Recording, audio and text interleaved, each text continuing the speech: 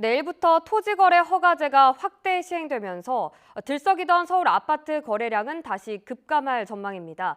하지만 주변 지역으로의 풍선 휴가 우려 속에 중장기적인 집값 하락은 쉽지 않다는 게 전문가들의 반응입니다. 김태민 기자의 보도입니다.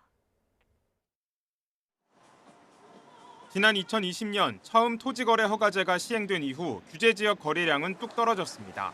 서울 송파구 잠실동의 아파트 거래량은 직전 2년과 비교해 무려 80% 넘게 급감했습니다. 서울 청담동과 대치동, 삼성동 등 나머지 지역도 사정은 비슷했습니다. 실거주가 아닌 투기성 수요가 모두 사라졌기 때문인데 이번에도 그 효과는 비슷하거나 더 클 전망입니다. 갭 투자가 불가능한 만큼 거래량은 크게 줄 것으로 예상이 되고요. 가격도 단기적으로 조정은 불가피해 보입니다.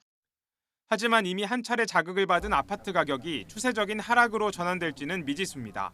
학군이나 교통 등 강남 지역의 입지적 강점을 쫓는 이른바 상급지 갈아타기 수요가 여전하기 때문입니다.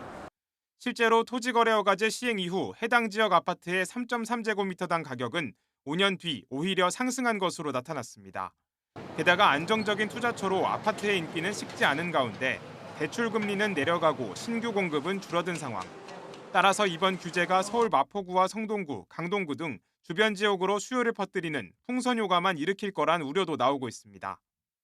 기타 지역으로의 풍선 효과나 혹은 하반기 대출 규제 강화를 염두에 둔 좀 선행적인 투자 심리의 작동이나 거래 움직임은 당분간 크게 억제되기 좀 어려울 걸로 보여집니다.